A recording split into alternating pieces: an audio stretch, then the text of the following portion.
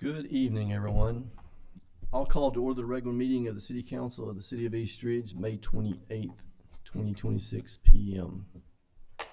I'd like to invite Daniel Beard, pastor of Action Church, to come forward, provide our invocation, and lead us in our pledge. If everyone will stand, if able. Mayor Carrollson, for this opportunity, let us pray. Gracious Father, we come to you this evening. Our God, we ask that you bless this meeting this evening.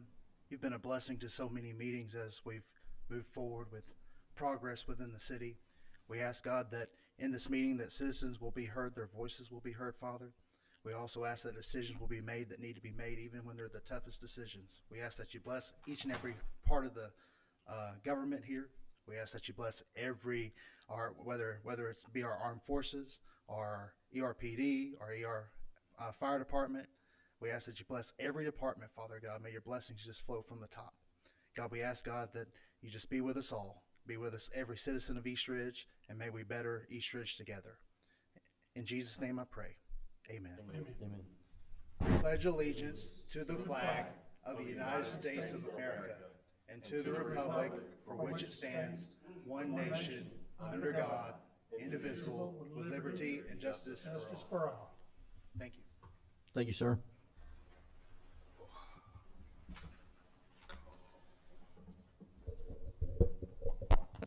Roll call, Ms. Dietrich. Mayor Williams. Here. Vice Mayor Tyler. Here. Councilmember Cagle. Here. Councilmember Ezell.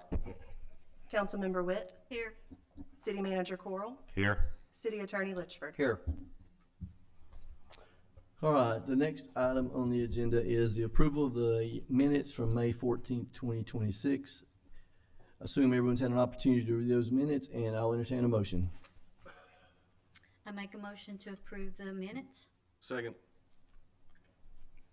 A motion to approve by Councilmember Witt and a second by Vice Mayor Tyler. Do we have any discussion or corrections?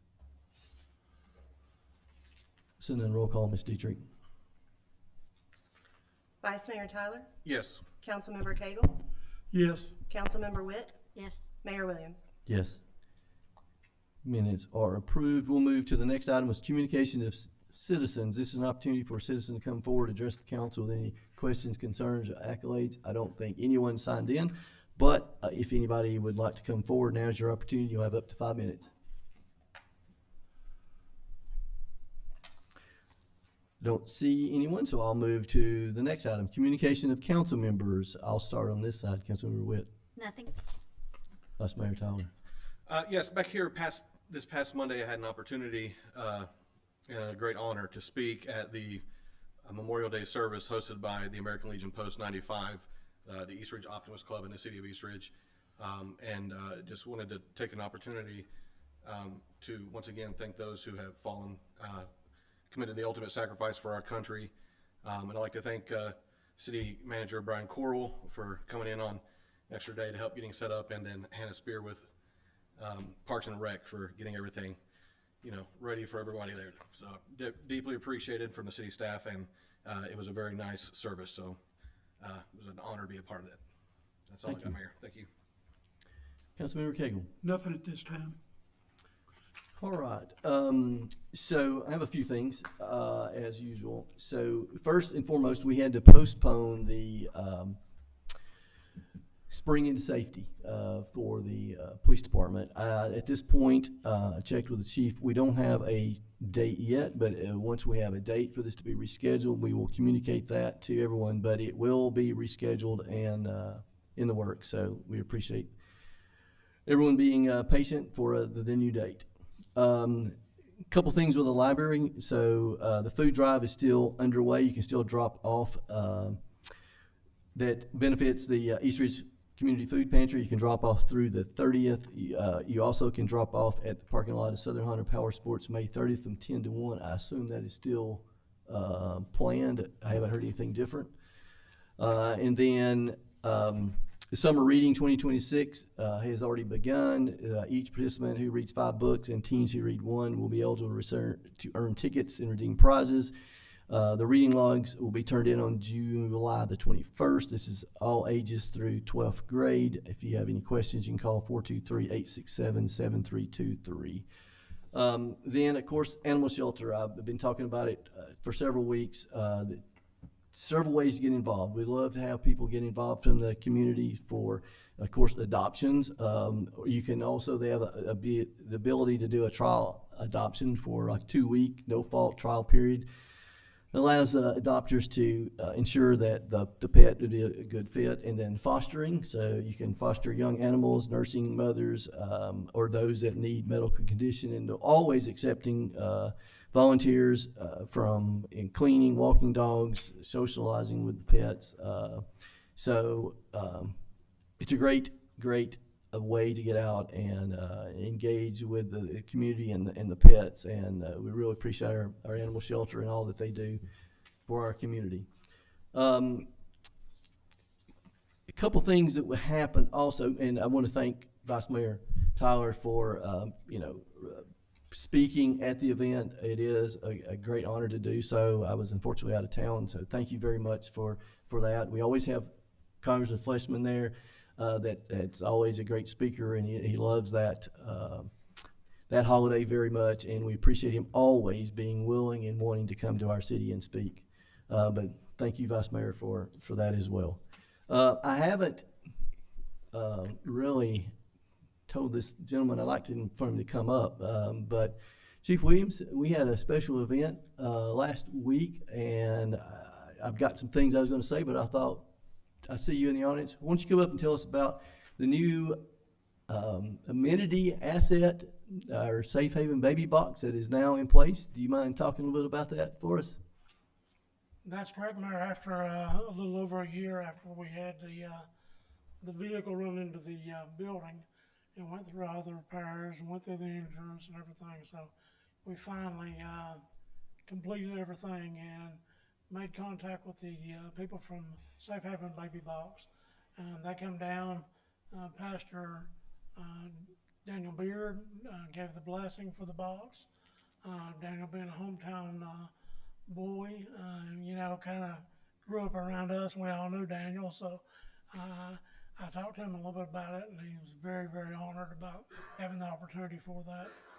But the baby box is up and running. It's number 30th, I believe, across the state. Originally, it was going to be number 3, and we kind of missed that in that year and a half frame. But that's fine. It is up and operational currently. I want to thank the mayor and the city council, especially Mark Lynch, for the city attorney. Mark put a lot into this. If it hadn't been for Mark going over the contracts and stuff, we wouldn't be where we are today. And I want to thank you personally, Mark. I really appreciate it. But I want to thank the council and the mayor, as well as past city manager. There's a lot of people that contributed to this. Esther Helton. Esther was a big push on this. A big supporter, as well as Mike Chauncey. So thank everybody again, and we finally are up and running currently this time. Cool. Thanks, sir. This is a very important resource to provide safe and anonymous and legal options for mothers in crisis while ensuring infants receive immediate care and attention. So it is a great asset for our community. And thank you for your efforts in this, and don't go anywhere. And thank you very much. Appreciate it. So one other thing I'd like to do, if council will come down front and Mr. Boyle. Didn't expect them.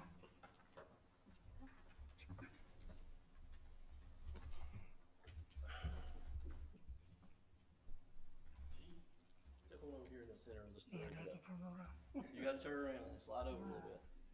So, as everyone knows, we had, Mr. Miller retired, and we haven't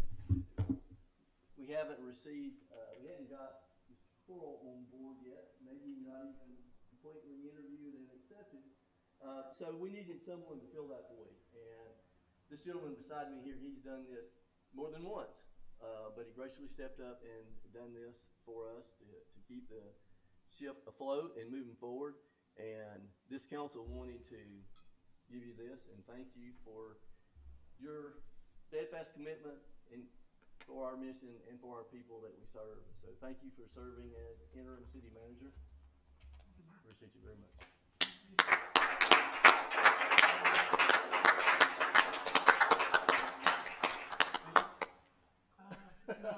Turn and get in. What I will say is, I'll never say it, I won't do this again. Well, you did say that. Not anytime soon.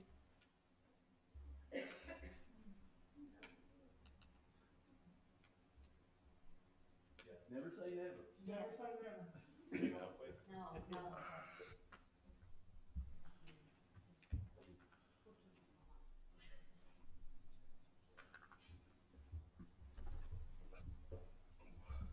These places like 8 or 9 years. Which is good.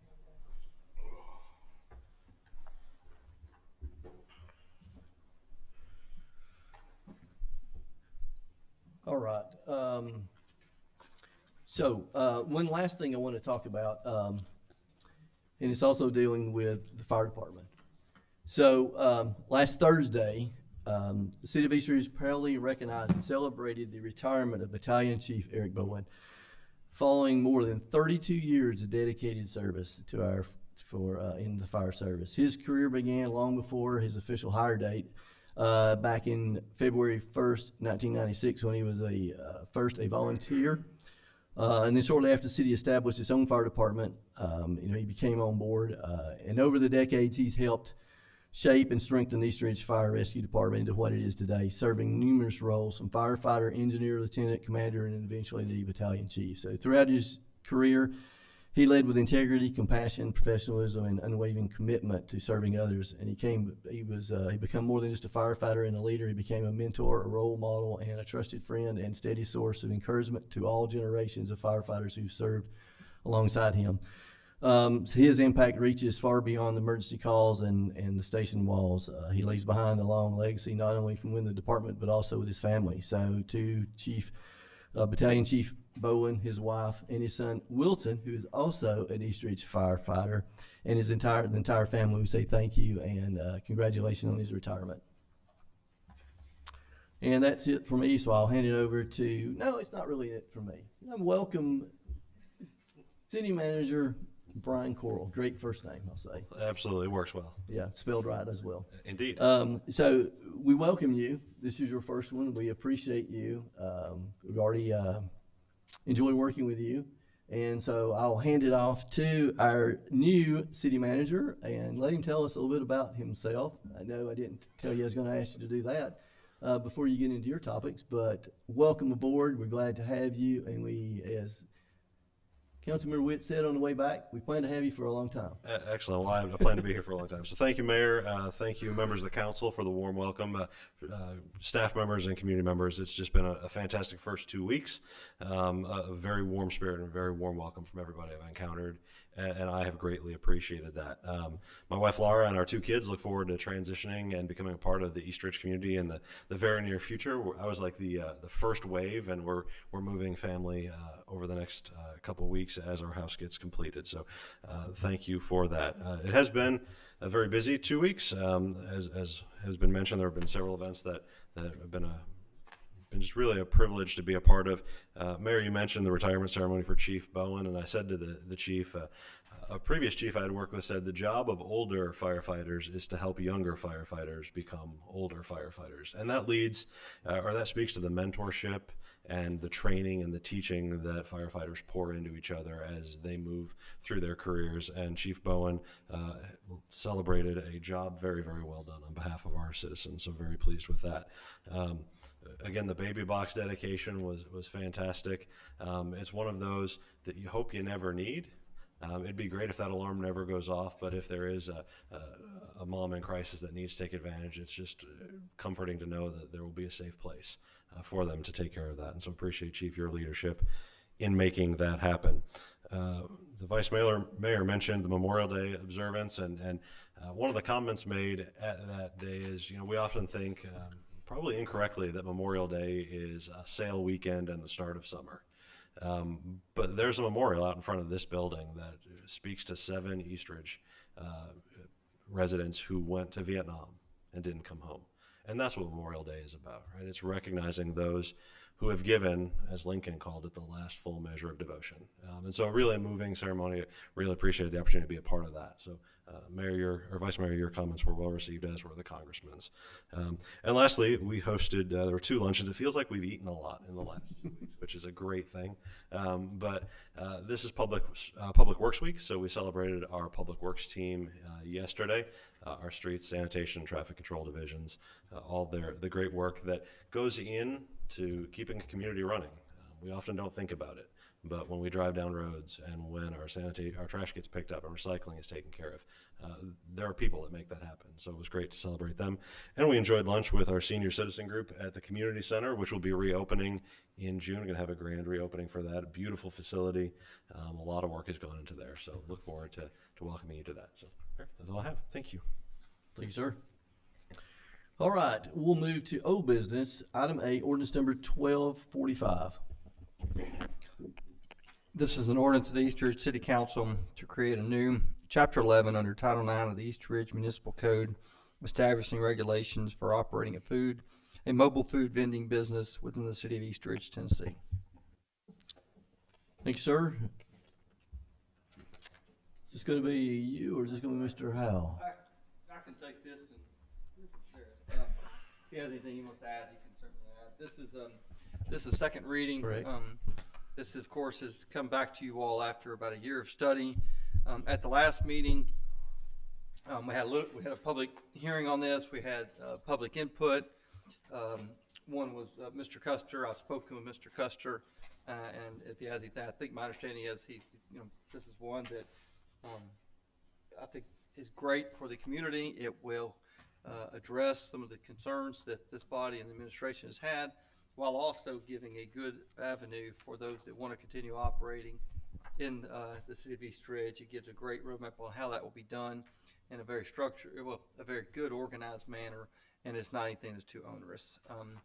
This again has the 2 areas that will be allowed. One is an overlay district, of which this body will get to make a determination on a case-by-case basis for those applications. If this is approved tonight, Mr. Howell and I will work to get those applications prepared and available so that those can be pulled by applicants. The other ability to operate a food truck on site would be through a special event permit. And there would be the option for a property owner to have on that property 2 times a year, and that's it. Otherwise, it would not be permitted. And so this eliminates stationary, permanent ones being on areas that are not in a overlay district. So I did speak or communicated with Councilman Ezell this week. He, basically his concern it was one about the Red Wolf site. He wanted to make sure that the current contracts there are not disrupted. He is one that would be in favor of not having that as part of this, but ultimately I think also the concern is to not have disruptions of the existing contracts out there. In my communications with Mr. Custer, who's representing the soccer district there, what sort of kind of came out of that was if there was maybe a phase-in period. And if you look at the last page of the ordinance under section 3, there's a blank right there that needs to be filled in. And so this body needs to determine when do you want this ordinance to be effective. And you can do that tonight by putting in the number of days. If you're looking for a suggestion, a thought would be, this is, it's passed, it'll be passed tonight. You're basically starting June at the end of the month here. If you gave, say, 180 days, that gets them just about to the end of the year to finish out. Some may elect not to want to complete to come back next year. It allows people with existing contracts to go ahead and address those, and then those that want to come back can go ahead and start the application process, and it be effective for 2027. And so that's the only thing that really that I think needs to be addressed tonight. Thank you, sir. So, council, I'll entertain a motion for ordinance number 1245. I make a motion to approve ordinance 1245. Yeah, do we want to? Well, with amendment, with to section 3, and just so we're clear, Mr. Litchford, section 3 does apply to overlay applicants, correct? So if they were to apply now, that they would have until the date, okay? And so, and then 180 days seems like an appropriate window, but I think setting a date of December 31st, 26 gives us a little bit more set in stone, and nobody has to sit and do math on how many 180 days are. So this will allow existing contracts to run through the concordant through the end of the year without interruption. And then I'd also like to see that any, if you look at section 9-1104 F, which is page 5 of 15, where it says mobile food vendor permit issued under this section shall expire December 31st of each year and shall be subject to annual renewal on or by January 1st. I'd like to encourage early adoption before that December 31st date by allowing anybody to, any early adopters or any early applicants to apply during this window between now and December 31st, that their application is for that first year. So it gives them that this month and then all of next year. And so that way there's one, an incentive for early adoption into this program, and two, waives the fee so they're not having to pay a half a year and then having to turn around on the 31st and then go full for a full year. But those would be my two amendments to this. So first amendment would be to amend the date in section 3 to allow to be where it says permits are required by this ordinance are obtained on or before December 31st, 2026, and then to allow for early adoption under section 9-1104 paragraph F to that anybody who applies during that period of time gets the year 2026 included in their application. So, go ahead. Well, I was just gonna say, what the way I would, Mr. Tyler's got it right. What we do, we don't have to change anything in the ordinance per se. What we'll do is have the minutes reflect that if it's approved, that any application of this would be effective as of December 31st, and anyone signing up between now and that period is effectively signing up for what will be the 2027 year. So they don't have to come back January 1 and reapply, as their requires in 9-1104. So they're getting 18 months. Well, I mean, that, or some may not apply till November, so they'll get 13 months at that point. All right, so that, we'll take that as the motion with those? Yes. Okay, Second. okay. We have a motion with those two changes or additions by Vice Mayor Tyler and a second by Councilmember Witt. Do we have any discussion? Yes, ma'am. Yes. All righty, on page 9, I might have misunderstood the attorney, but 1108B says our property owner or leasee. Well, did you just state the property owner had to give permission? So in this case right here, this is the general operating requirements that apply to all permit holders here. In order for a lessee to be able to do this, that lessee would have to have the owner's approval also. Okay. So, And another thing too, my big worry about this is the city collected sales tax. And these overlay districts, I'm not worried about the individuals that get to do it 2 times a year, but I'm kind of worried about the overlay districts where they're might be applying for 15, 20 times a year and collecting sales tax. I'd like to throw out a suggestion about doing it kind of like the Riverbend does. The whoever the promoter is of the promotion going on where the trucks are going to be, that we sell tokens. The vendors, they're not allowed to take cash. They only take tokens sold by the promoter of the event. And then when the vendor collects the tokens, they go back to the gentleman putting on the event. And then that way, that gentleman will be responsible for the sales tax because If I'm not mistaken, sales tax is generated from wherever the food truck is licensed. If it's licensed in Noodlewall, that's where the property taxes, the sales tax is going in. It's not being turned into the city of East Ridge. So that's one thing I'd like to see, especially put into the overlay districts about the tokens.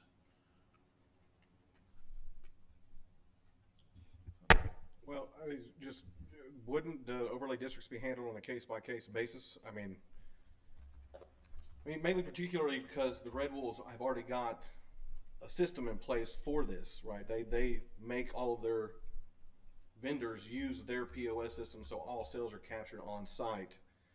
And I think that, while I agree with Councilman Cagle here that we want to make sure that those dollars stay in East Ridge, I think that we could probably handle it on a case-by-case basis when through the adoption of the overlay zone when the applicant comes before the council.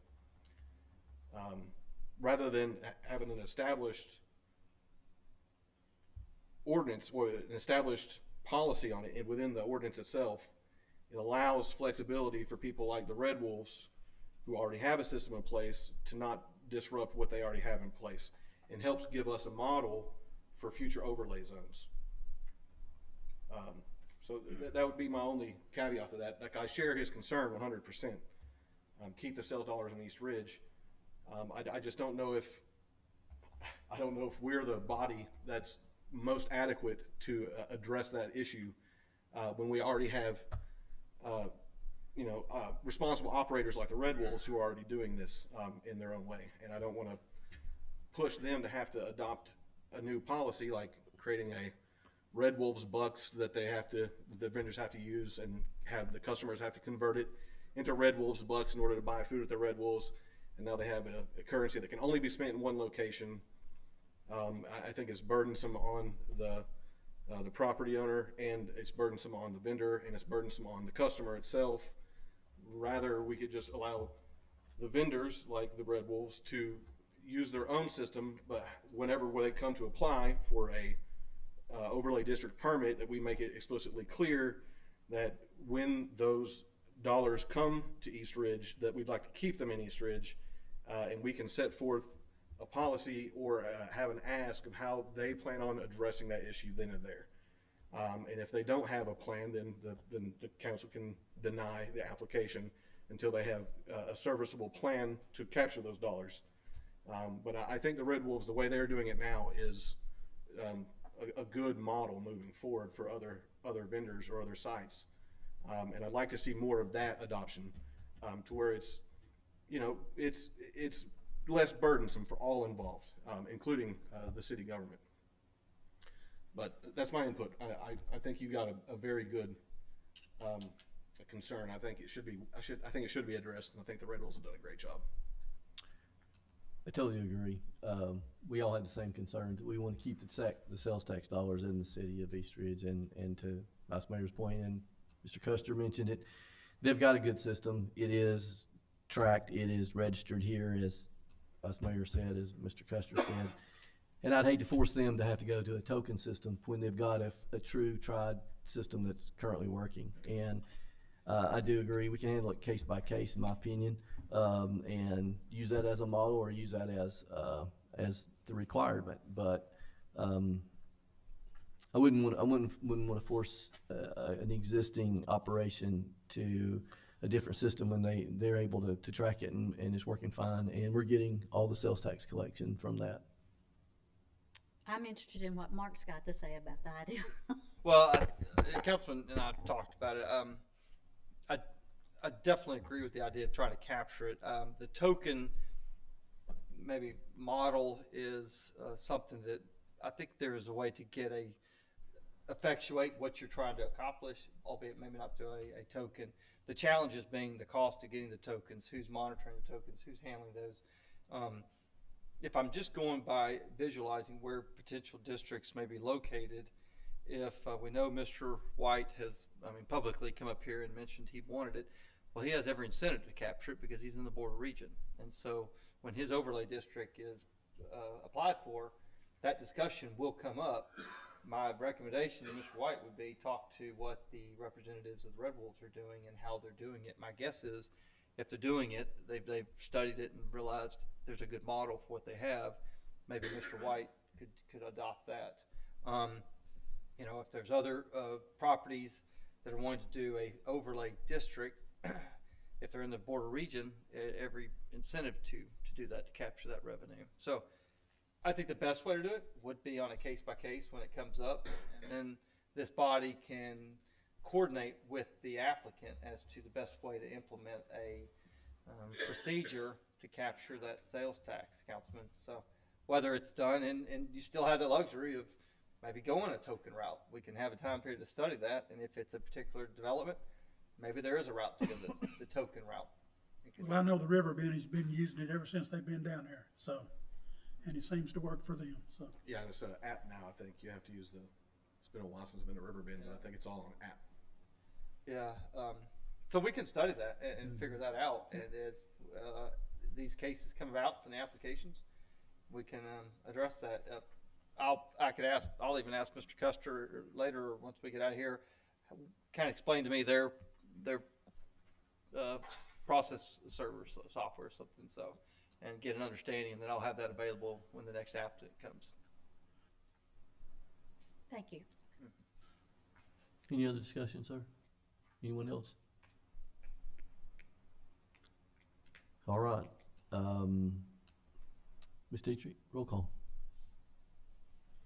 Vice Mayor Tyler, Yes. Councilmember Cagle, Abstain. Councilmember Witt, Yes. Mayor Williams. Yes. Ordinance number 1245 approved. Second reading. We'll move to item 9, new business. First will be a public hearing, and then the ordinance itself for number 1246. An ordinance of the East Ridge City Council to amend the zoning regulations and the zoning map of the city of East Ridge, Tennessee, so as to rezone the property located at 403 Donaldson Road, tax map number 156E-L-007.01 from R1 Single Family Residential District to R2 Residential Duplex District. Thank you, sir. I will open up this public hearing for ordinance number 1246. Mr. Howell, if you'll brief us. Good evening, Mayor and Council. This request to rezone the 403 Donaldson is to bring an existing duplex into conformity and compliance with the current zoning regulations. Under the East Ridge Municipal Zoning Ordinance 481, the duplex is currently classified as legal non-conforming. This basically means the classification applied to this, if the structure was ever to be damaged more than 50% of its market value, it can never be built back as a residential duplex. It'd have to conform to the district which it's located as a single-family dwelling. It's important to also note that this was originally a legal use for its district when it was zoned urban residential. However, the city, when the adoption of 41 came into place, it made this property and many others throughout the city of East Ridge legal non-conforming. Currently, there are 3 additional duplexes that are non-conforming in this area on Donaldson Road. Simply, this purpose of rezoning request is to solely restore the duplex status to a conforming use within its district. Thanks, sir. Is the applicant present? And if so, would they like to come forward and address the council? Not required, but you're more than welcome. Okay. All right. So also, this is a public hearing, so if there's anyone that is in opposition or in favor of, now's your opportunity to come and address the council.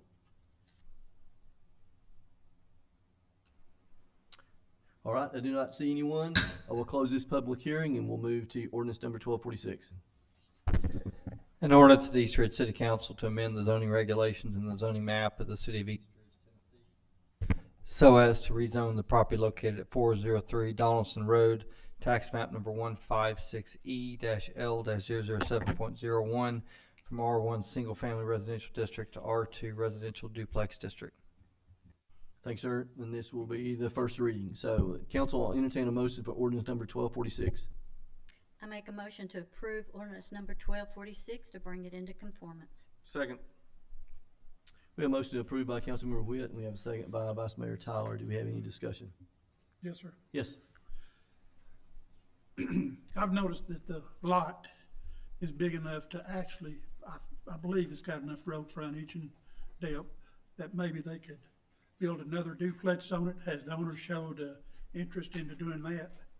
I'm not aware of that, Councilman Cagle. Without knowing the full road frontage to subdivide that property, the existing property would also have to have 75-foot road frontage with 10,000 square feet. If they were to subdivide it, those same dimensions would mimic on the other one. I'm not sure what the total lot area of that is, but it would be, to my understanding, the applicant has no set forth of rezone, I'm sorry, of subdividing that property to put a second duplex on it. All right, another thing is, I'd like to amend the thing to add a restriction that it cannot be used for a short-term vacation rental. So you're making a motion to amend the ordinance to Yes, sir. restrict it from being used for short-term vacation. Yes, sir. All right, we have a motion on the floor. Do I have a second?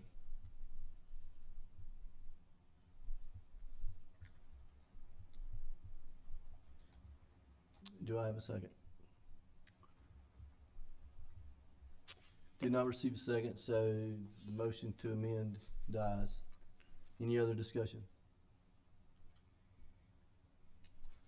See none. Roll call, Ms. Dietrich. Vice Mayor Tyler, Yes. Councilmember Cagle, No. Councilmember Witt, Yes. Mayor Williams. Yes. Ordinance number 1246 approved, first reading. We'll move to item C, which is a public hearing for ordinance number 1247, and then we'll actually then conduct the ordinance. This is an ordinance for the East Ridge City Council to amend ordinance 941 relative to Title 10, Chapter 2, entitled Dogs and Cats, relative to registration of dogs and cats. Thank you, sir. I'll open up this public hearing. I can give sort of the intro, and then if Okay. that triggers some communications. This is was brought about, and we talked a little bit about it at the last meeting. What this is solely focused only on is right now, under the existing requirements relative to dogs and cats over the age of 6 months, any citizens or owners of such animals are required to register those dogs or cats with Animal Services. When looking at this, it became evident it's a very challenging thing to do. Out of the 23,000 population, I think under 200 had registered. Additionally, this body had expressed an interest in modernizing this statute, ordinance, I should say, so that it really parallels the purpose, which is if one of these animals is picked up, then it will go through automatic registration requirements, and that is what's provided in here. It does not drop the requirement for current vaccinations. That's already required by state law, and this ordinance does not obviously make any impact on that. The only thing that I would say is before a motion is, I know this is really just, when we say a motion to approve, it's as I've drafted in this form.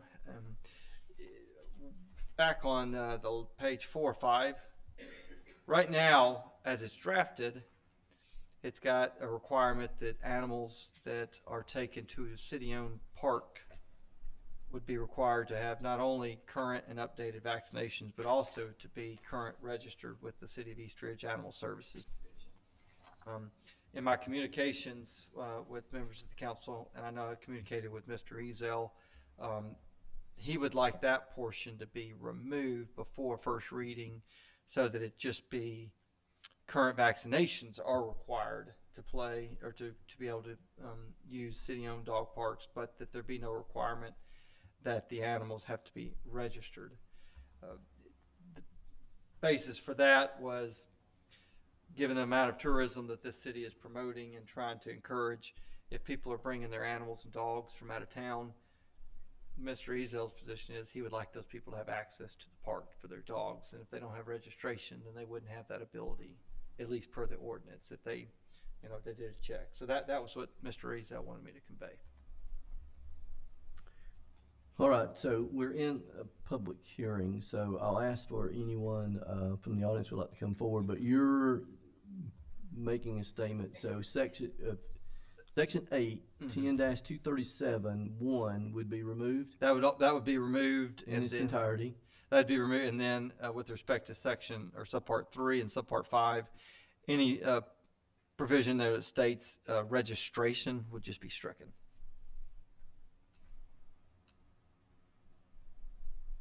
So who monitors if they've had shots or not, if their vaccinations are up to date, if they're from out of town? and Yeah, they're well, visitors? it'd be animal services if they're at the dog park. They could say, hey, you know, if we see a dog here, if that dog is there, it has a tag. That's a pretty good indicator that there is no tag on that dog, and they can't visually produce proof of vaccination. That person will be asked to leave at that point. The only thing I liked about registering them is if something happens at the dog park, Yeah. dogs bite somebody else, you know, we've got who was at the dog park, who's allowed to go to the dog park and stuff. So that's the only reason that I kind of like registering them. So.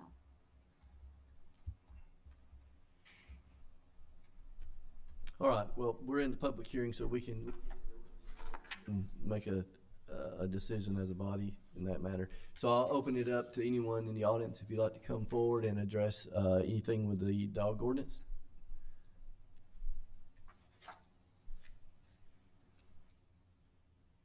Yes, ma'am, if you'll give us your name and address for the record, please.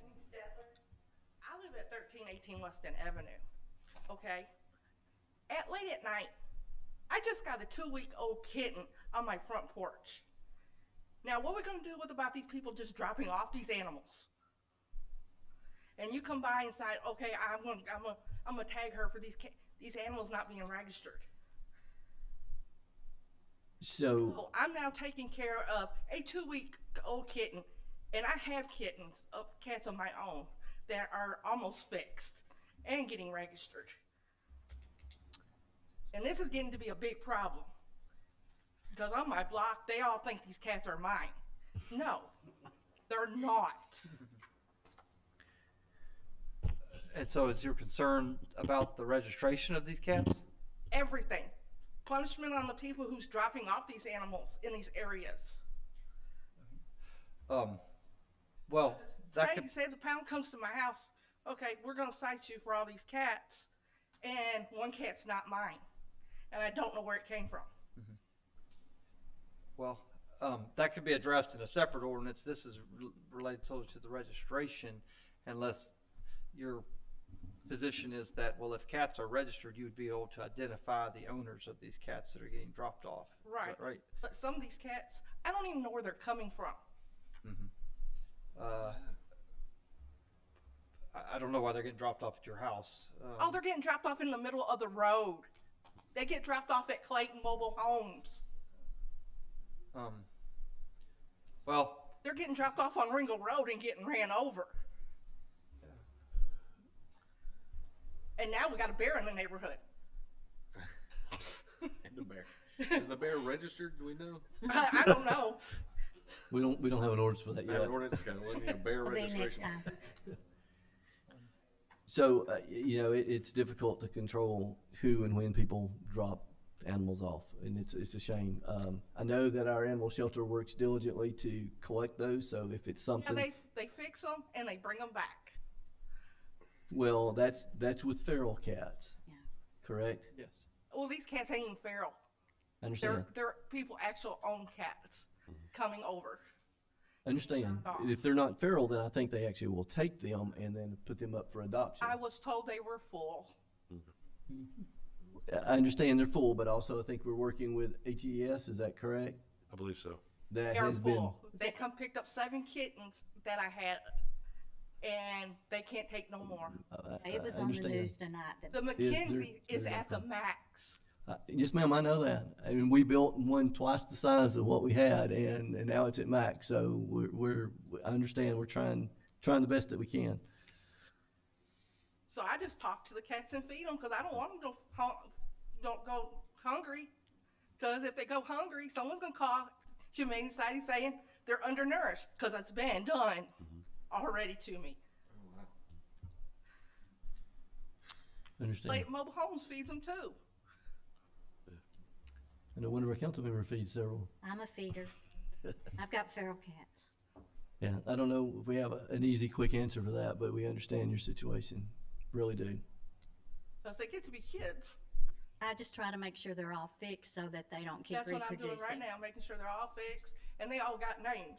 Yeah, mine do too. But I just don't want to be penalized for somebody else bringing another cat over.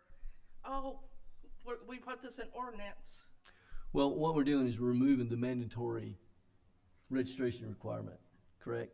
That's correct. Yes. So that's being what we're doing, because it was a mandatory thing. It's hard to enforce, but it was mandatory. So we're trying to alleviate that. So I think that will help somewhat. Not the situation the cat's getting dropped off at your No. home, but you're not forced to try to register every one of them. That's Okay. what we're passing. Thank you. Okay. That's what the only thing worrying me. Okay. I don't want all these big old fines. No. Yep. We're removing that. Yeah. Yes. Thank you. Thank you. Anyone else? See no one else, so I will close this public hearing and we'll move into the actual ordinance 1247. An ordinance of the East Ridge City Council to amend ordinance 941 relative to Title 10, Chapter 2 entitled Dogs and Cats relative to the registration of dogs and cats. All right, council, I will entertain a motion for ordinance number 1247. Keep in mind, our city attorney mentioned a couple recommendations to changes in section 810-237. I'll make a motion to approve ordinance 1247 as amended. Let's say we're changed. And would that be to eliminate 10-237 subpart 1 and then any other references to animal registration? You got it. I like the word stricken. It's a good word. All right, we got a motion. Do I have a second? Second. We have a motion by Vice Mayor Tyler and a second by Councilmember Whitt. Do we have any discussion? See none. Roll call, Ms. Dietrich. Vice Mayor Tyler, Yes. Councilmember Cagle, Yes. Councilmember Witt, Yes. Mayor Williams. Yes. Ordinance number 1247 passed first reading. We'll move to item E, public hearing for ordinance number 1248, and then we'll actually read the ordinance. This is an ordinance to submit a referendum to the people of East Ridge, Tennessee, the question of amending the charter of the city of East Ridge, Tennessee by amending section 5A of the charter. Thank you, sir. We will open up the public hearing for ordinance number 1248. All right, Mayor, council members, this is being brought back to you. As you recall, back in February of this year, there was a directive to me to prepare a charter amendment to remove benefits as part of the available compensation to the council members and the mayor, and instead require that any and all such costs related to the city benefits would be the responsibility of that respective council member and the mayor, and at no cost to the city. Since it's in the East Ridge City Charter right now that the terms all other benefits,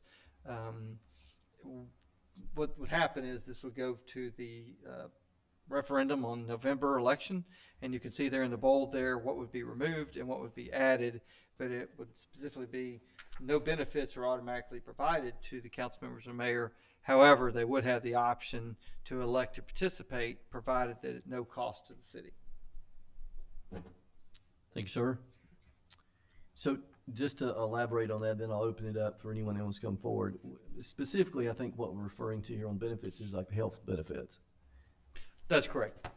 That is eligible for council members, and it is at the same cost as the city employees, which is a reduced rate. So what this actually is doing is creating a referendum item that would be on the ballot, that if passed, then the eligibility stays in place for any council member that wants to actually receive benefits through the city. However, they will pay 100% of those benefits and not be subsidized by the city and taxpayers. That's correct. So just a little clarification for my mind and maybe for others. So again, this is a open public hearing. So if anyone would like to come forward and voice any concerns, questions regarding this, now's your opportunity. I see none. I'll close this public hearing and we'll move into ordinance number 1248. In order to submit a referendum to the people of East Ridge, Tennessee, the question of amending the charter of the city of East Ridge, Tennessee by amending section 5A of the charter. Thank you, sir. Council, I'll entertain a motion for ordinance number 1248. I make a motion to approve ordinance number 1248. Second. Have a motion to approve by Councilmember Witt and a second by Vice Mayor Tyler. Do we have any discussion? Big fan. Correct something that shouldn't even happen, in my opinion. This is a I was there bold when it step happened. forward. I was against it then. I trust that citizens of East Ridge will make the right decision, but it is their decision to make It is. based on the charter, and it was probably entered in very craftily. But I think this will correct a mistake that should have never happened, and I'm all for it. Yeah, I believe this occurred back in 2014. Is that correct? No. Before anybody on this council. For our time. Yes. Any other discussion? See none. Roll call, Ms. Dietrich. Vice Mayor Tyler, Yes. Councilmember Cagle, Yes, Councilmember Witt, Yes. Mayor Williams. Yes. Ordinance number 1248 passed first reading. We'll move to item G, resolution number 3818. A resolution of the East Ridge City Council authorizing the municipal court to utilize a third-party collections agency for the recovery of delinquent court fines, fees, and costs. Thanks, sir. Is this you or is this Miss Cassidy? Yes, ma'am. Good evening, Mayor and Good evening. Council. This is Blake Stansberry. He is with AMS, and he is here to answer any questions that you might have about this. We went over how much is owed to us in old fines, and it roughly is around $500,000. Back fines and costs that have been sitting back there for years that Terry Lighthold, she works with me, she's a deputy clerk. She's been diligently trying to collect these fines for us, and she's done a good job. She's put a good chunk into it, but his company does all the work for us and doesn't cost anything to use it. And they also do sanitation fees that I think Diane was asking about. So To add to that, the resolution does authorize the use of this service for sanitation fees or other fees owed to the city. Currently, there's about $360,000 in unpaid sanitation fees. we could collect. Awesome. All right, council, I'll take a motion for the resolution 3818. I make a motion to approve resolution number 3818. Second. Have a motion to approve by Councilmember Witt and a second by Vice Mayor Tyler. Do we have any discussion? I got one question. Yes, sir. Does the fees that you collect to pay you come off the top, or do do you add the fees back to the top? The defendant pays the fee, Okay, so you all would never pay us a penny. okay. So your fee is taken out of the payment. Yeah, say there's a $100 speeding ticket, they don't pay, our fee is 35%, state law is 40, bring it down to 35, they pay us 135. We send you all a check for a direct deposit at the end of the month for 100, and we keep 35. Okay. And it's the same for sanitation as well. So we don't lose that 35%. You're just No, taking you get 100% 35. of what's owed every time. And I've got, Blake emailed me on the sanitation fees. I believe you all have a copy of the court. This is for the sanitation fees. It's guidelines to submit, consumer, so it'd be the same as like, Give me a copy of the, You want the other one? and it's a Yeah, fixed rate. Oh, okay. Good question. It won't increase. thank you. We're also in the process. I already have copies of those, I believe. Thank you. Oh, no, not one for sanitation. Thank you.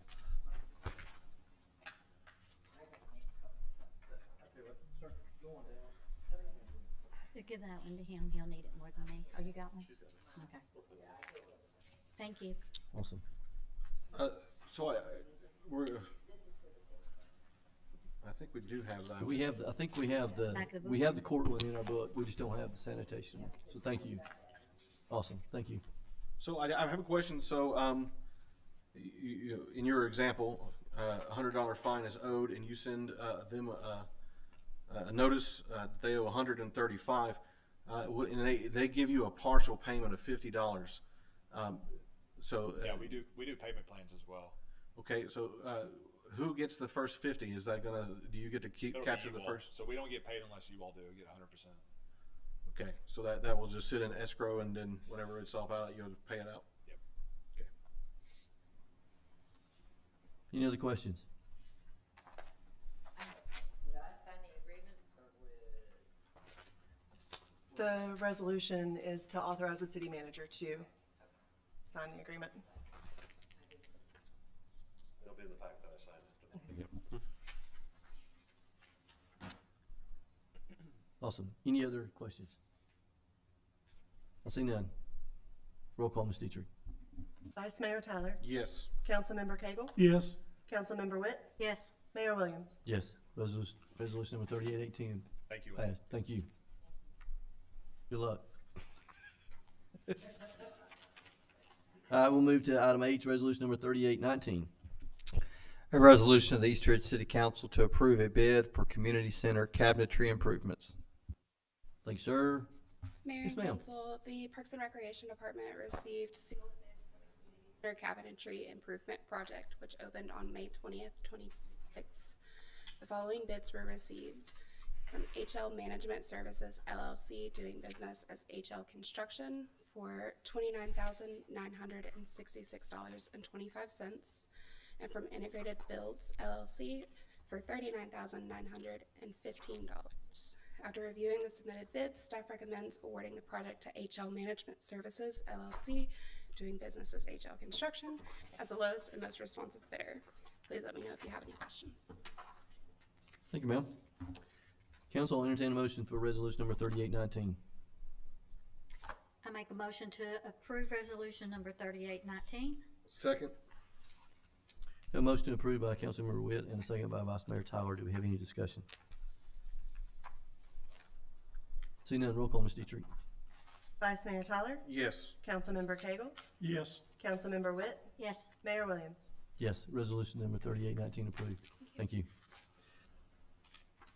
All right, we'll move to item I, presentation of the fiscal year 2026-2027 budget. So, great opening meeting for our new city manager, presenting the budget. Absolutely. Well, Floor is yours.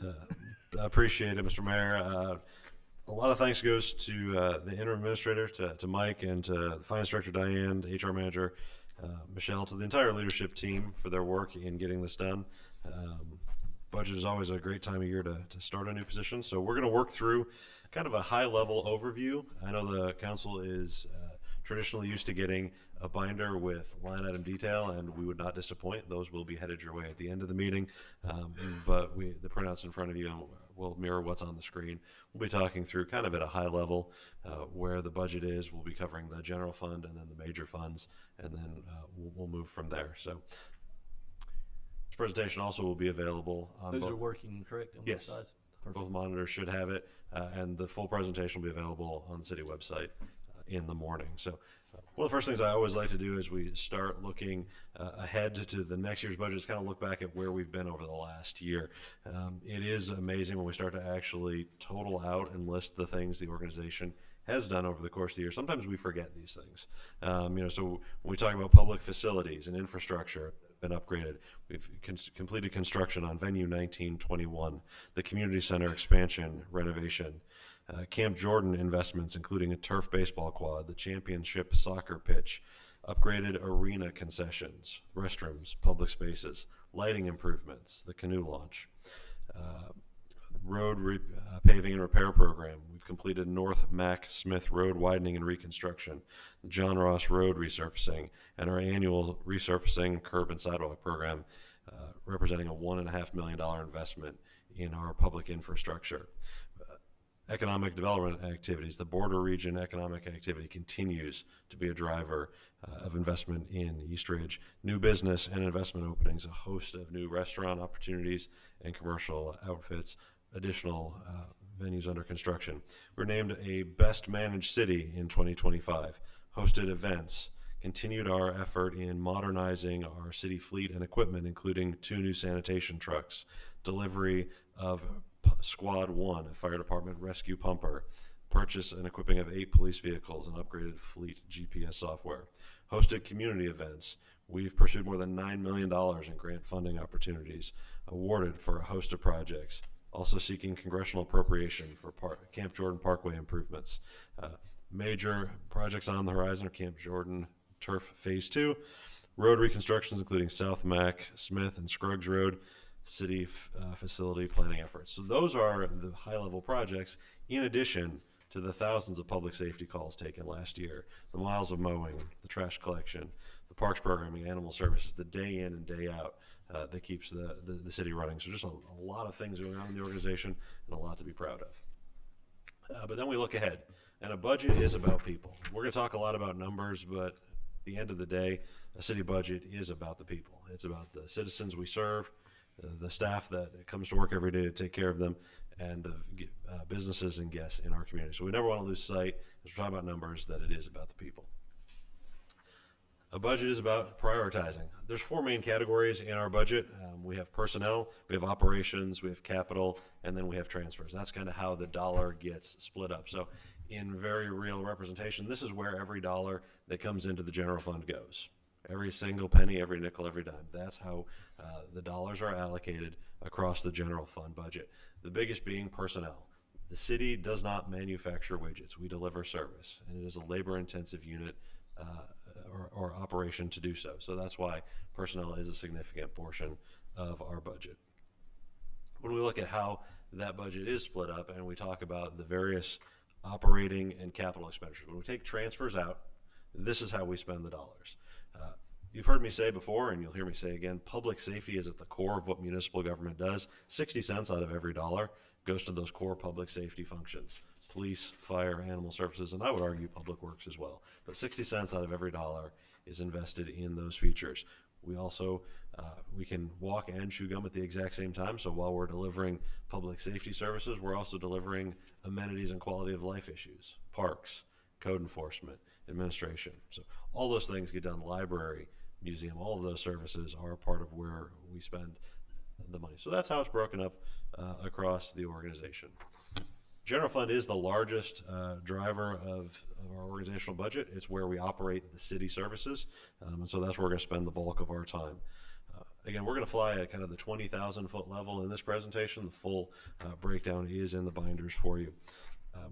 We have 4 broad categories when we talk about revenue. We have local taxes. That includes property taxes, local option sales tax, the border region sales tax, business and alcohol taxes.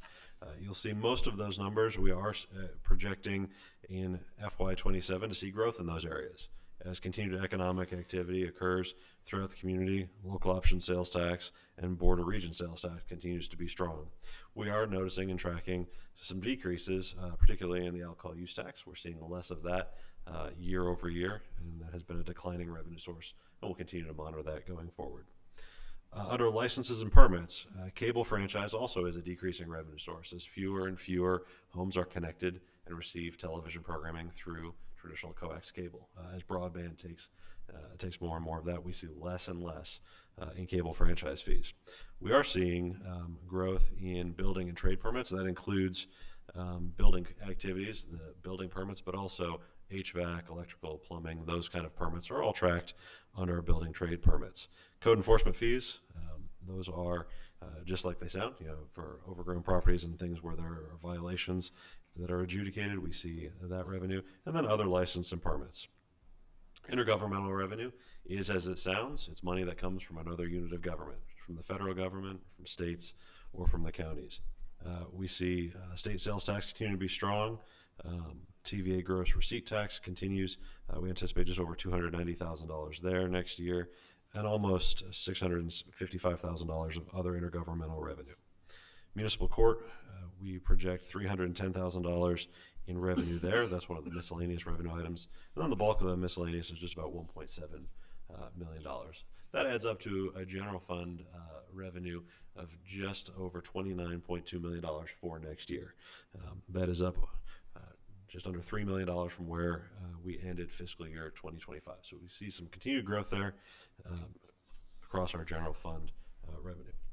When we come to expenses, we've broken the departments down, and you can see how those even out $3 million in administrative expenditure next year. Municipal court, $384,000, and you can see those as they line out. Including transfers, the budget is in balance at $29 million. Transfers out, that goes to debt service fund, and you'll see those on subsequent slides. There is also a transfer that goes to the sanitation fund, and we'll discuss that a little bit later as we get there. As I mentioned, one of the biggest drivers of our budget is employees, our compensation, and how we take care and recruit and retain our employees. So there are two elements of what we traditionally do from a compensation standpoint. One is a cost of living adjustment, a COLA. It moves the employees and the entire salary schedule. Our employees exist on ranges. We don't necessarily have steps within those ranges, but there is a salary range for all of our positions. So this picks the entire schedule up, in accordance with the cost of living adjustment. And then merit increases are performance based, and those move employees within the salary schedule. So employees who meet or exceeds expectations, they will move further out within the salary schedule. These are key because it allows us to continue to attract new talent. As I mentioned, it's the people that come to work every day to deliver the services to our citizens, maintaining competitive advantage, properly placing experience on the scale supports lateral hiring as that becomes opportunities, and making sure every employee that is a part of the organization we're investing in, we're training, we're equipping, keeping them on the team and keeping them in service benefits the community. So keeping competitive regionally is important.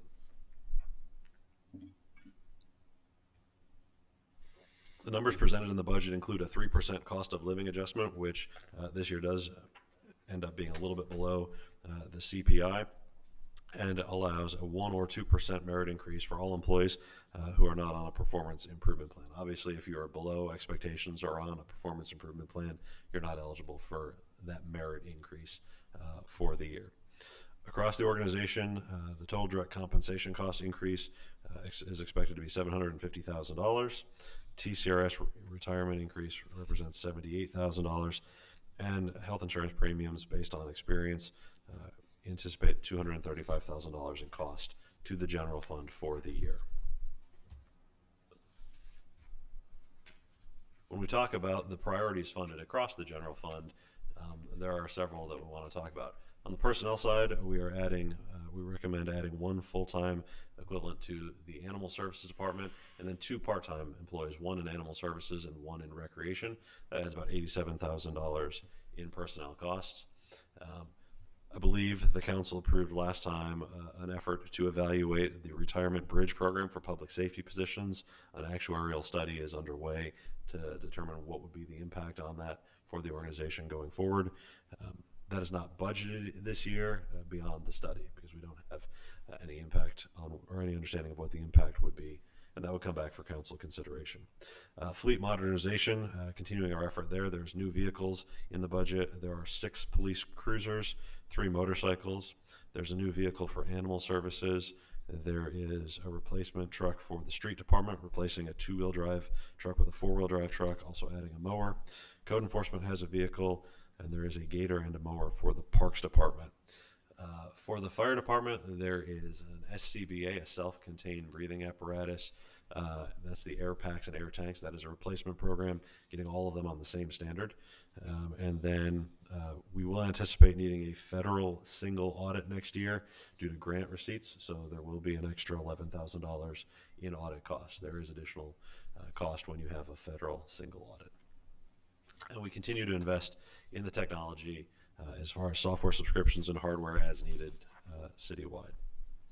That's kind of the high level again of the general fund and where it sits as we approach the year. Some of the other major funds that we're going to talk about real briefly: State Street Aid. That goes to power lights and some of our road repaving efforts. It anticipates $915,000 in revenue this year.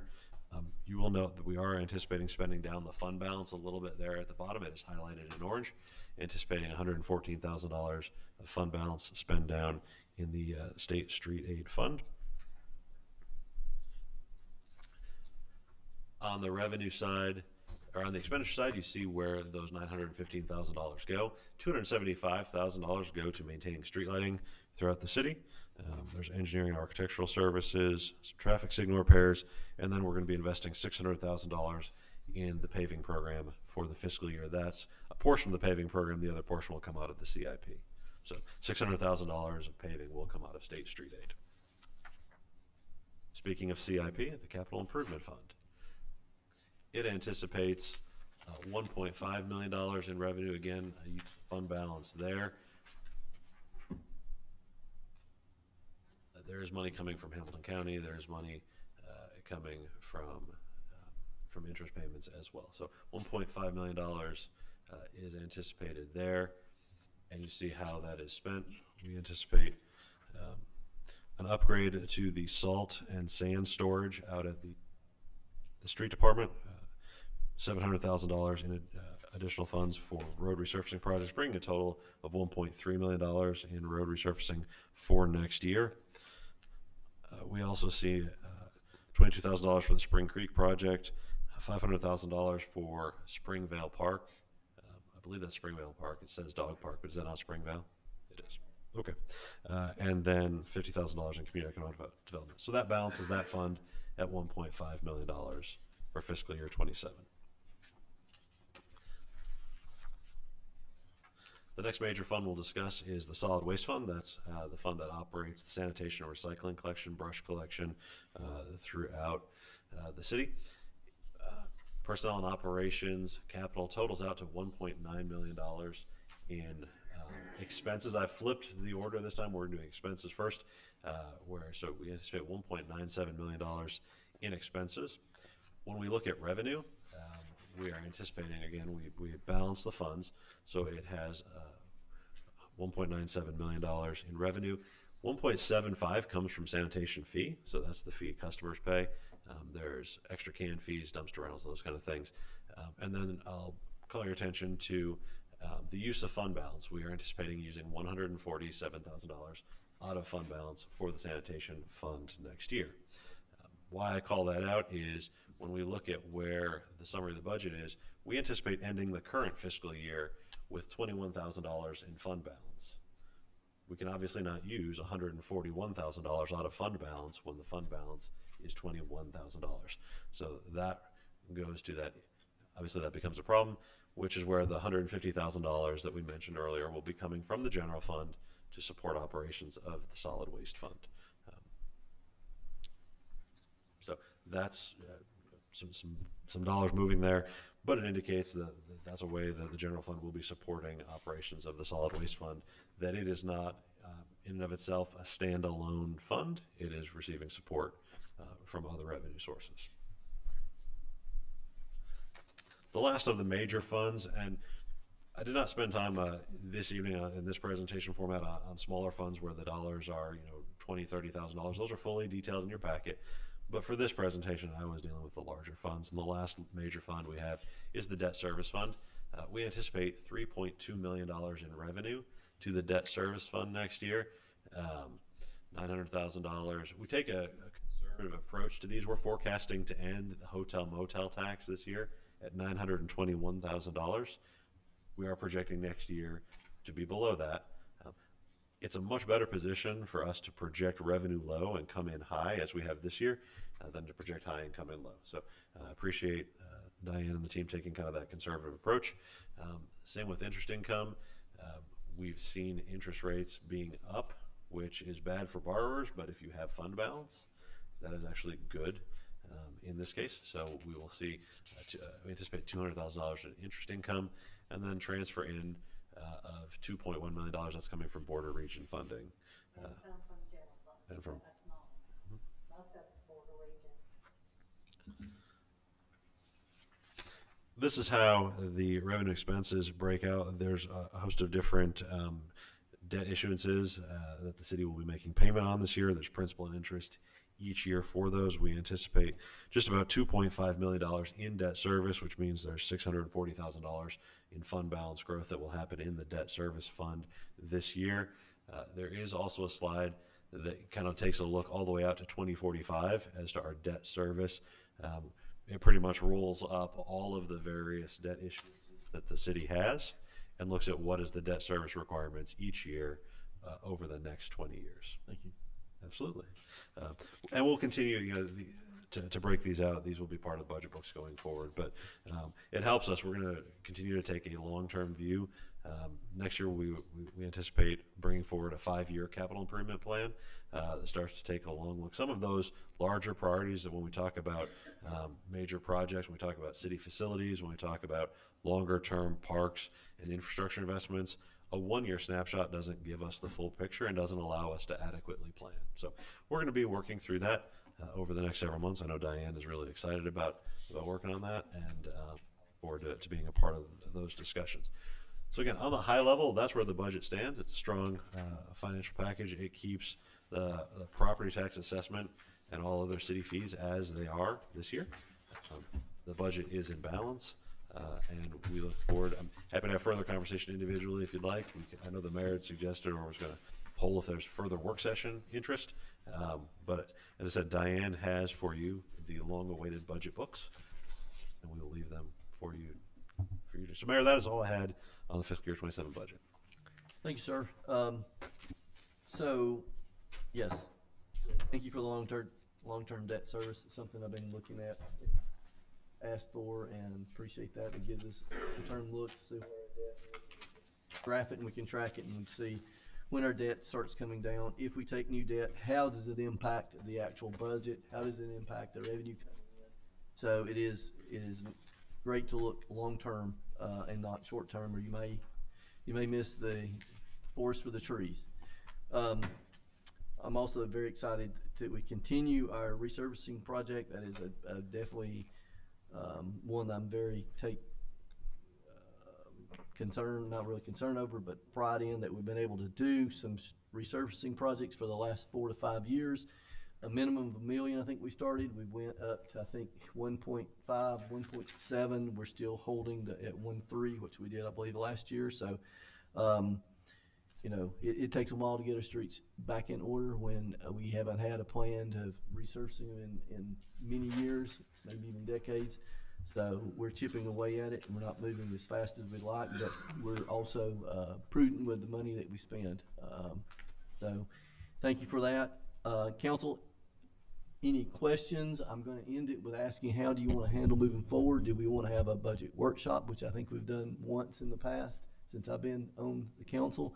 Or if we want to just have any individual questions, reach out to city manager directly. But I'll take any other comments, questions at this time?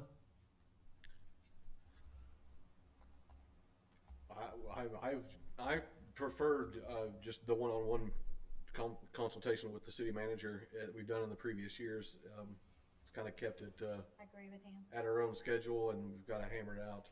I am glad to see that the South Max Mick Road reconstruction's on there, because I've had a few people reach out to me and they're dissatisfied with the condition that it is currently in. And maybe we can get more information out to the public soon about what that should look like and a time frame on that, so I can have answers for all these questions I'm fielding regarding South Max Smith Road. Absolutely. But yeah, I'd like to keep it one-on-one with the city manager unless there's other input. I like think. All right. Likewise with me. So, one thing that I heard you say slightly, and I'm going to reemphasize, no tax increase. The rates remain unchanged. Yes, sir. Yeah. Yep. That's awesome.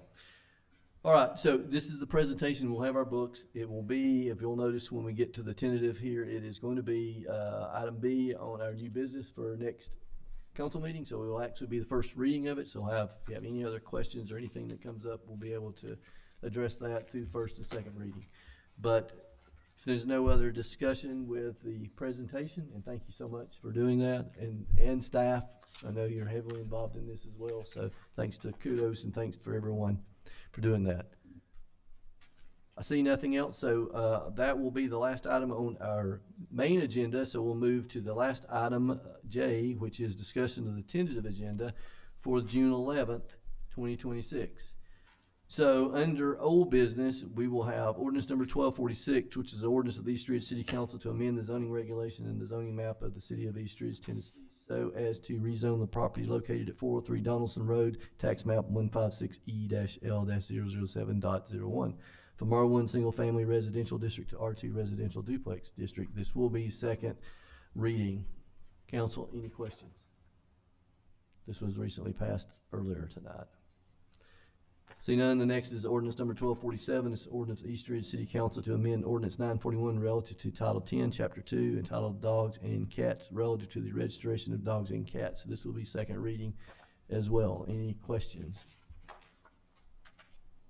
See none. The next is under ordinance number 1248, the ordinance of to submit in referendum to the people of East Ridge, Tennessee, the question of amending the charter of the city of East Ridge, Tennessee by amending section 5 of the charter. This will be second reading. This is where we're talking about the compensation and the benefits for the council members. Any questions, council? I see none. Now we get into new business. So it's unnumbered ordinance, an ordinance of the East Ridge City Council to amend the fiscal year 2026 operating budget. Ordinance number 1226 by changing the revenues and expenditures of various funds. This will be first reading. It's just our end of year cleanup. Correct. Anything you'd like to add, sir? What she finance said? director said, yes. What she said? Okay, thanks. The next is, questions, council?